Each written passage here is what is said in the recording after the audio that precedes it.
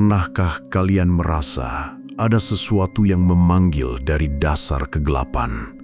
Bukan dengan suara, tapi dengan sebuah perasaan dingin yang merambat di tulang punggung. Selamat datang kembali di Zona Gaib, di mana malam ini kita tidak akan membahas rumah kosong atau jalanan angker. Malam ini kita akan menengok ke dalam sebuah sumur tua di pedalaman Cianjur. Sebuah sumur yang tidak hanya menyimpan air, tapi juga sebuah rahasia yang haus, sangat haus. Kisah ini dikirimkan berdasarkan pengalaman nyata dan akan membuat kalian berpikir dua kali sebelum menimba air dari sumur di belakang rumah. Ini adalah kisah tentang bisikan dari sumur tua Pak Sukatma. Kabar itu datang seperti kabut pagi yang tiba-tiba menyelimuti jalanan Bandung. Reza, seorang mahasiswa semester akhir, terpaksa menunda semua kesibukannya. Kakeknya, Pak Sukatma, jatuh sakit.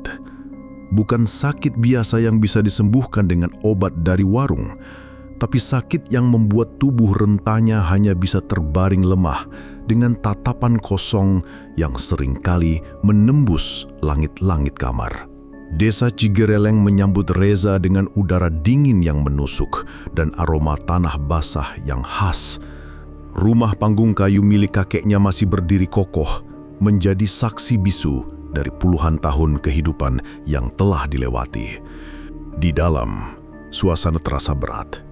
Pak Sukatma terbaring di kamarnya yang remang-remang, hanya ditemani lampu minyak kecil yang menari-nari di sudut ruangan. Bibirnya kering dan pecah-pecah, sesekali menggumamkan kalimat-kalimat yang tidak jelas. Tugas Reza sederhana, menjaga sang kakek selagi bibinya pergi mengurus keperluan lain. Malam pertama terasa begitu panjang. Suara jangkrik dan tokek bersahutan di luar menjadi musik latar yang seharusnya menenangkan.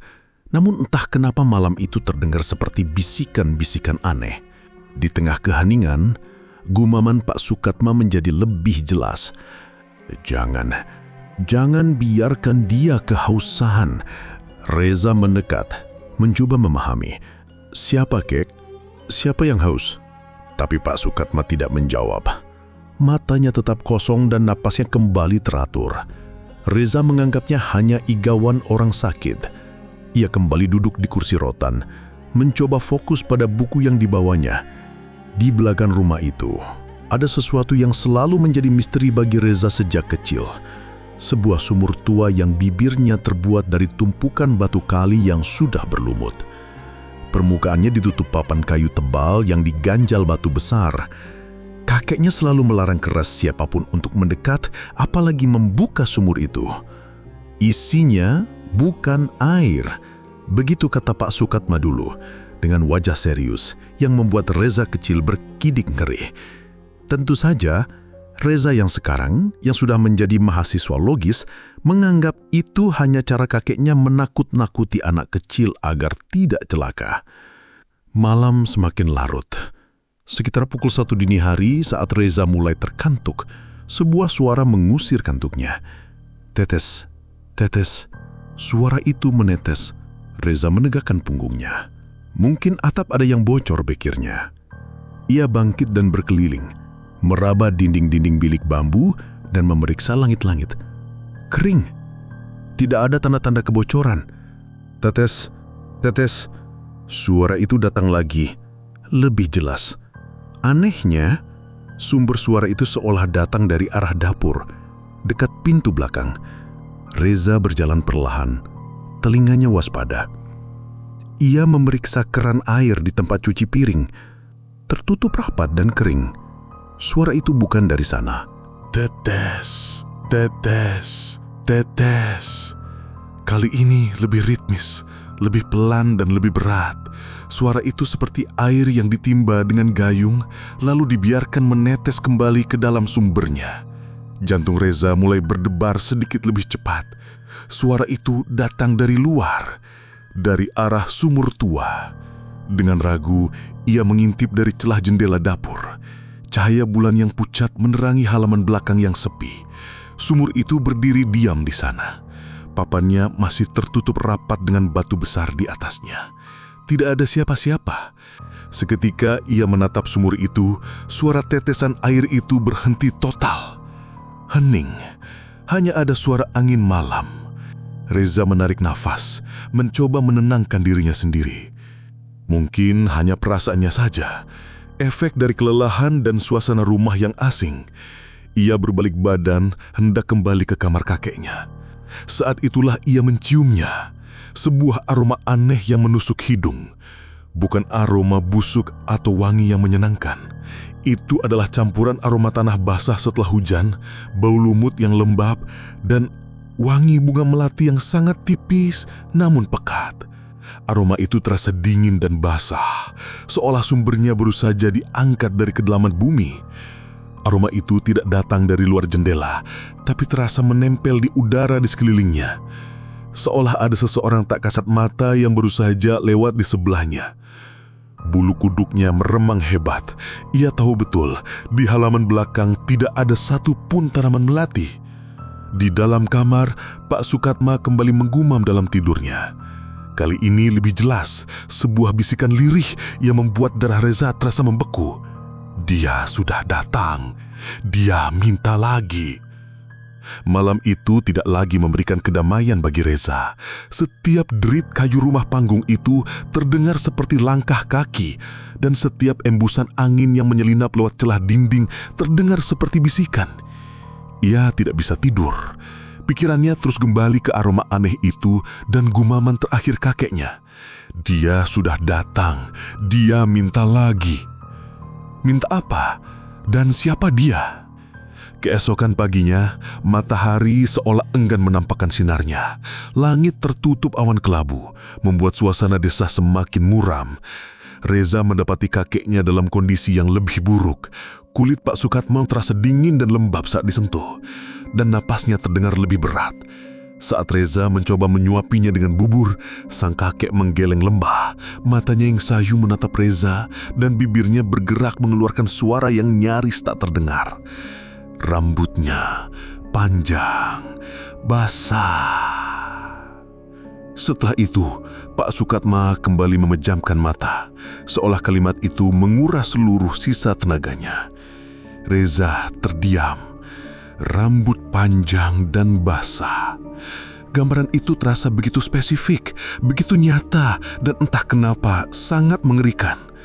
Didorong oleh rasa penasaran yang bercampur dengan kecemasan, Reza memutuskan untuk melakukan sesuatu yang dilarang kakeknya seumur hidup. Ia akan memeriksa sumur itu dari dekat. Di halaman belakang, udara terasa lebih dingin. Sumur tua itu tampak angker bahkan di siang hari. Lumut hijau kehitaman menutupi hampir seluruh bibir batunya. Reza mendekat dengan hati-hati. Papan kayu penutupnya terlihat lapuk dan tua. Namun anehnya, bagian permukaannya basah, seolah baru saja tersiram air. Padahal semalam tidak hujan sama sekali. Ia memperhatikan ganjalan batu besar di atasnya. Ada yang aneh. Posisi batu itu sedikit bergeser dari bekasnya di atas papan, seolah ada yang mencoba mendorongnya dari bawah, namun tidak cukup kuat. Ia tidak berani membukanya. Ada aura yang sangat tidak menyenangkan dari sumur itu. Sebuah hawa dingin yang terasa menekan dan membuat nafasnya sesak. Ia hanya berdiri di sana, mencoba mencari penjelasan logis, namun tidak ada satupun yang masuk akal. Siang harinya, Biinah, bibinya, ulang. Wajahnya tampak lelah dan cemas. Setelah meletakkan barang bawaan, ia langsung memeriksa kondisi Pak Sukatma. Sambil menyiapkan makan siang, Reza memberanikan diri bertanya. Ia menceritakan tentang suara tetesan air, aroma aneh, dan gumaman kakeknya. Wajah Biinah langsung pucat pasi. Sendok yang dipegangnya jatuh ke lantari dengan bunyi yang nyaring.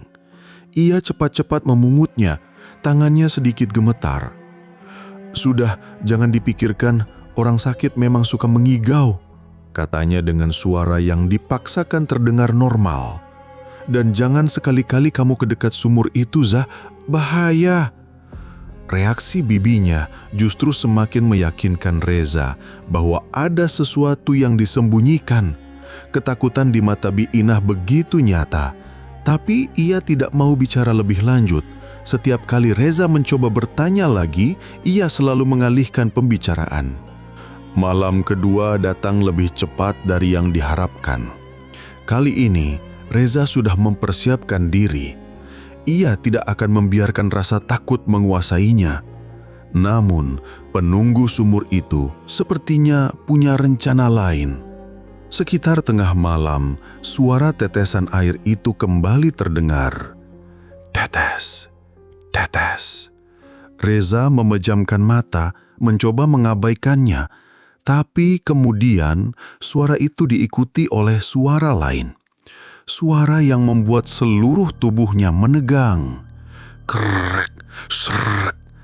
Itu adalah suara gesekan, seperti kuku panjang yang digarukan pada permukaan batu yang basah. Suara itu datang dari dalam sumur. Lirih, namun terdengar begitu jelas di tengah keheningan malam. Seolah-olah ada sesuatu yang sedang berusaha merangkak naik dari kedalaman. Reza menelan ludah, kerongkongannya terasa kering. Ia tidak berani mengintip keluar jendela kali ini. Ia hanya duduk terpaku di kursinya, mendengarkan. Setelah beberapa saat yang terasa seperti selamanya, suara gesekan itu berhenti. Hening. Reza menghembuskan nafas lega. Mungkin itu hanya imajinasinya. Tiba-tiba, sebuah papan lantai di area dapur berderit. Bukan derit biasa karena perubahan suhu. Itu adalah suara derit papan yang diinjak. Seseorang atau sesuatu ada di dalam rumah. Jantung Reza serasa berhenti berdetak. Ia menahan nafas, telinganya berusaha menangkap suara sekecil apapun. Pintu belakang masih tertutup rapat. Ia yakin sudah menguncinya tadi. Dengan keberanian yang dipaksakan, ia bangkit dan berjalan mengendap-ngendap ke ambang pintu dapur. Cahaya bulan yang masuk melalui jendela menerangi sebagian lantai. Di sanalah ia melihatnya. Sebuah jejak kaki. Jejak kaki basah yang terbentuk dari lumpur hitam dan lumut. Ukurannya kecil, seperti jejak kaki anak perempuan berumur 7 atau 8 tahun.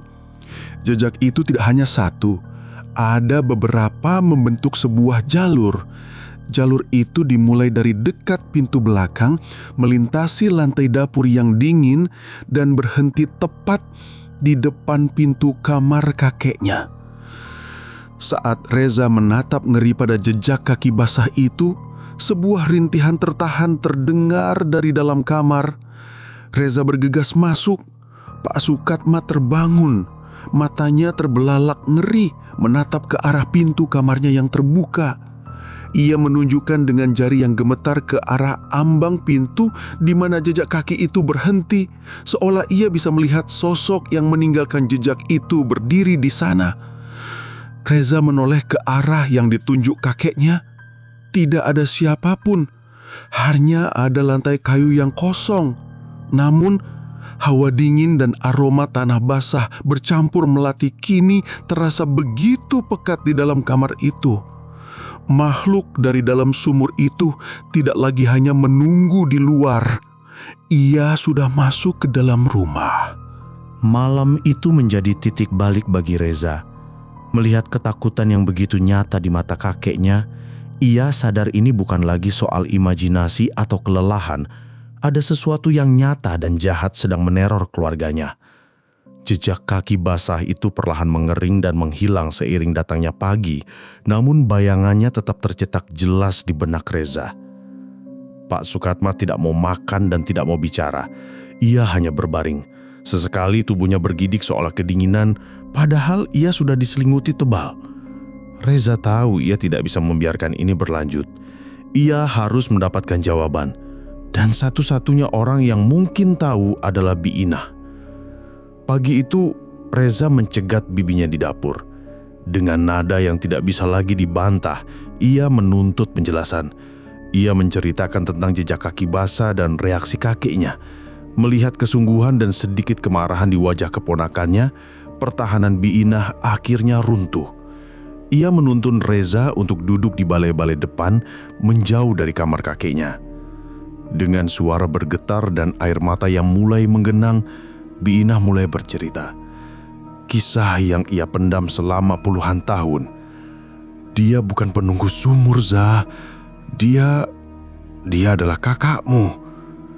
Reza terperangah. Kakak? Setaunya ia adalah anak tunggal dari orang tuanya. Biinah menggeleng. Bukan dari ibumu. Ini terjadi jauh sebelum ayahmu menikah. Dulu ayahmu punya seorang adik perempuan, namanya Laras. Dia gadis yang sangat cantik dan periang. Dan dia punya seorang anak di luar nikah, seorang anak perempuan yang cantik, persis seperti ibunya. Namanya Lestari. Menurut cerita Biinah, kehadiran Lestari menjadi aib besar bagi keluarga Pak Sukatma yang terpandang di desa. Laras, ibu dari Lestari, meninggal dunia tidak lama setelah melahirkan karena pendarahan hebat. Tinggallah Lestari, seorang anak kecil tanpa ayah dan kini tanpa ibu, menjadi beban yang tidak diinginkan. Kakekmu saat itu sangat keras, lanjut Biinah, suaranya tercekak. Dia malu. Setiap hari dia melihat Lestari sebagai pengingat aib keluarga. Lestari baru berumur sekitar 7 tahun saat itu. Dia anak yang pendiam, mungkin karena dia tahu dia tidak diharapkan. Dan kemudian Biinah sampai pada bagian paling kelam dari cerita itu. Suatu sore saat hujan deras, Lestari sedang bermain sendirian di halaman belakang dekat sumur tua. Tidak ada yang tahu persis apa yang terjadi. Yang warga tahu, malam itu Lestari menghilang. Pak Sukatma mengatakan kepada semua orang bahwa Lestari mungkin terpeleset ke sungai dan hanyut terbawa arus deras. Pencarian dilakukan, namun jasadnya tidak pernah ditemukan. Lestari dinyatakan hilang dan perlahan dilupakan oleh semua orang, kecuali oleh Pak Sukatma. Kakekmu tidak pernah menceritakan kejadian sebenarnya pada siapapun, kecuali pada ibu, sesaat sebelum ibu meninggal. Bisik Biinah. Bukan kecelakaan, Zah. Sore itu, kakekmu sedang kalut. Dia melihat Lestari bermain terlalu dekat dengan bibir sumur. Entah apa yang ada di pikirannya. Dia mendorong Lestari. Dunia Reza seakan runtuh mendengar kalimat itu. Kakeknya, sosok yang ia hormati, adalah seorang pembunuh. Dia tidak sengaja, Zah. Dia bilang dia hanya ingin menakut-nakuti, mendorongnya sedikit agar Lestari menjauh dari sumur. Tapi papan penutupnya saat itu sedang terbuka dan tanah di sekelilingnya licin karena hujan. Lestari terpeleset dan jatuh ke dalam sumur. Pak Sukatma panik. Alih-alih menolong, rasa takut dan malu menguasai dirinya. Ia segera menutup sumur itu dengan papan kayu, mengganjalnya dengan batu besar, seolah dengan begitu ia bisa mengubur kesalahannya. Ia membiarkan cucunya sendiri tewas di dasar sumur yang gelap dan dingin. Sejak saat itu, kata Biinah sambil terisak, kakekmu berubah. Dia menjadi pendiam dan selalu melarang siapapun mendekati sumur itu. Teror ini selalu datang setiap kali ada anggota keluarga yang sakit parah atau saat ada bayi yang baru lahir. Seolah arwah Lestari ingin mengingatkan kita akan keberadaannya. Dia tidak menuntut balas, Zai. Dia hanya kesepian dan kehausan. Reza kini mengerti segalanya. Gumaman kakeknya, jangan biarkan dia kehausan. Bukanlah tentang air. Itu adalah rintihan rasa bersalah. Sakit yang diderita kakeknya bukan sakit medis, melainkan sakit yang lahir dari teror puluhan tahun, dari arwah cucunya sendiri yang datang menagih pengakuan. Sosok itu tidak ingin menyakiti. Ia hanya ingin ditemukan. Rambutnya panjang dan basah karena ia tenggelam. Jejak kakinya basah karena ia datang dari dasar sumur. Aroma melati mungkin adalah sisa-sisa wangi dari bunga yang sering ia selipkan di rambutnya semasa hidup. Tiba-tiba, sebuah ide nekat dan mengerikan terbentuk di kepala Reza. Jika arwah Lestari hanya ingin ditemukan, maka hanya ada satu cara untuk mengakhiri teror ini. Ia harus melakukan apa yang seharusnya dilakukan kakeknya puluhan tahun lalu. Ia harus mengangkat jasad Lestari dari dasar sumur. Sore itu, dengan tekad yang bulat, Reza berjalan ke halaman belakang membawa linggis dan tali tambang. Biina hanya bisa menatapnya dengan cemas dari ambang pintu dapur. Tidak sanggup melarang, juga tidak sanggup membantu. Reza menggunakan linggis untuk mengunci batu besar yang menindih papan kayu. Batu itu berat, tapi dengan sekuat tenaga ia berhasil menggulingkannya ke samping. Kini, yang tersisa hanyalah papan kayu lapuk yang menjadi nisan tak bertanda bagi seorang anak kecil. Dengan tangan gemetar, Reza mencengkeram tepi papan itu. Udara di sekitarnya terasa semakin dingin dan aroma tanah basah bercampur melati kini begitu menyengat, seolah sumbernya berada tepat di bawahnya. Ia menarik napas dalam-dalam, lalu menarik papan itu. Krek! Papan kayu itu bergeser, membuka sebuah lubang hitam yang menganga. Dari dalam kegelapan itu, sebuah hawa yang luar biasa dingin dan berbau busuk menyembur keluar, menghantam wajah Reza. Itu adalah bau air yang tergenang selama puluhan tahun, bercampur dengan bau lumpur dan sesuatu yang lain. Sesuatu yang organik dan telah lama membusuk. Reza mencondongkan tubuhnya, mencoba melihat ke dalam kegelapan. Ia tidak melihat apa-apa, hanya hitam pekat. Lestari, bisiknya lirih, suaranya bergetar. Maafkan kami. Tepat setelah ia mengucapkan kata itu, dari dasar kegelapan terdengar suara. Bukan lagi suara tetesan air atau gesekan kuku. Itu adalah suara isak tangis seorang anak perempuan. Lirih, pilu, dan penuh kerinduan. Suara itu menggema dari dasar sumur seolah menyambut kedatangannya. Isak tangis itu seolah memecah keheningan sore yang muram.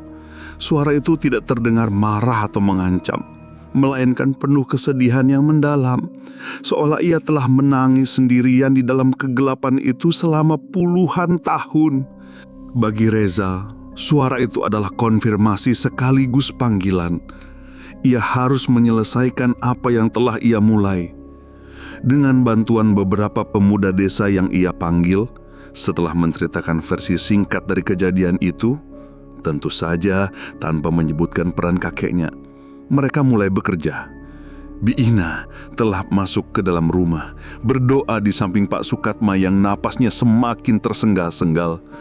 Di luar, langit semakin gelap, seolah alam pun ikut berduka. Mereka memasang sistem katrol sederhana di atas mulut sumur. Proses menguras air yang sudah menghitam dan berbau busuk itu memakan waktu berjam-jam. Ember demi ember air keruh diangkat, menampakkan lumpur tebal di dasar sumur. Aroma busuk semakin menyengat, membuat beberapa pemuda harus menutup hidung mereka dengan kain. Suara isak tangis itu perlahan mereda, digantikan oleh keheningan yang jauh lebih mencekam, seolah dia sedang menunggu dengan sabar. Malam akhirnya tiba. Dengan penerangan dari beberapa lampu Petromax, pekerjaan dilanjutkan. Reza adalah orang yang turun ke dalam. Mengikatkan tali di pinggangnya, ia menjejakkan kaki di dinding batu sumur yang licin dan berlumut, perlahan menuruni kegelapan. Udara di dalam sumur itu terasa pengap dan sangat dingin. Setiap nafas terasa berat. Dasar sumur itu penuh dengan lumpur setinggi mata kaki. Dengan hanya berbekal cahaya senter di kepalanya, Reza mulai meraba-raba dasar sumur dengan skop kecil. Lumpur itu terasa pekat dan lengket. Ia menggali dengan hati-hati. Jantungnya berdebar kencang setiap kali skopnya membentur sesuatu yang keras. Berkali-kali itu hanya batu, membuat harapannya pupus. Setelah hampir setengah jam menggali di dalam lubang sempit itu, skopnya membentur sesuatu dengan bunyi yang berbeda. Bukan bunyi keras seperti batu, melainkan bunyi tuk yang lebih tumpul. Reza menghentikan gerakannya. Dengan tangan gemetar, ia menyingkirkan lumpur di area itu. Cahaya senternya kemudian menyorot sesuatu yang pucat di tengah lumpur hitam. Itu adalah tulang. Tulang-tulang kecil yang sudah rapuh, terbenam dalam lumpur pekat. Tulang belulang seorang anak kecil. Tidak jauh dari sana ia menemukan sobekan kain yang sudah lapuk, yang dulunya mungkin adalah sebuah gaun. Di antara tumpukan tulang rusuk yang kecil, ada sesuatu yang berkilau samar saat terkena cahaya. Sebuah bandul kalung sederhana berbentuk bunga kecil. Reza terdiam.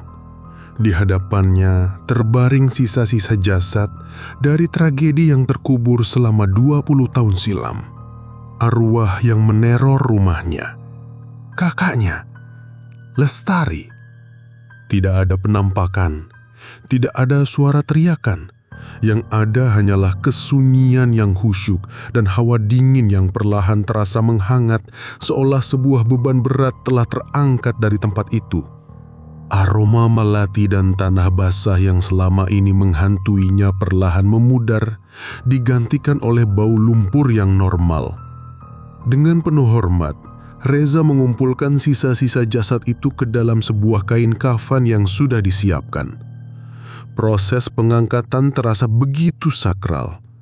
Saat kakinya kembali menginjak tanah di atas, ia merasa ada sesuatu yang telah berubah. Udara di sekitar halaman belakang terasa lebih ringan. Di saat yang bersamaan, Biinah berlari keluar dari rumah dengan tangis yang pecah. "Reza, kakek sudah tidak ada." Reza bergegas masuk ke dalam. Di atas ranjangnya Pak Sukatma terbaring dengan damai. Wajahnya tidak lagi menunjukkan ketakutan atau rasa sakit. Ada seulas senyum tipis di bibirnya yang pucat, seolah ia telah menemukan pengampunan di akhir hayatnya. Ia pergi tepat di saat jasad Lestari diangkat dari tempat peristirahatannya yang kelam. Seolah arwahnya ikut pergi menuntun arwah cucunya menuju tempat yang seharusnya. Keesokan harinya, di sudut kecil pemakaman desa, sebuah gundukan tanah baru terbentuk. Sebuah nisan kayu sederhana ditancapkan di atasnya, bertuliskan nama Lestari. Ia dimakamkan tepat di samping makam ibunya, Laras. Untuk pertama kalinya dalam puluhan tahun, ia mendapatkan tempat yang layak. Sejak hari itu, tidak ada lagi teror di rumah panggung itu. Tidak ada suara tetesan air, tidak ada aroma aneh, tidak ada jejak kaki basah. Sumur tua itu akhirnya dibersihkan dan ditutup secara permanen, bukan lagi sebagai penjara, melainkan sebagai penanda sebuah akhir dari kisah Bilu itu. Reza sadar arwah Lestari tidak pernah berniat jahat. Ia hanya seorang anak kecil yang terperangkap dalam kegelapan, rindu akan kehangatan dan haus akan pengakuan. Ia hanya ingin pulang, dan kematian kakeknya mungkin adalah harga yang harus dibayar untuk sebuah penebusan dosa, sebuah karma yang akhirnya tuntas. Terkadang, hantu yang paling menakutkan bukanlah sosok yang ingin menyakiti kita, melainkan cerminan dari rasa bersalah dan rahasia kelam yang kita kubur dalam-dalam. Kisah Lestari adalah pengingat bahwa setiap arwah memiliki cerita dan setiap teror memiliki alasan.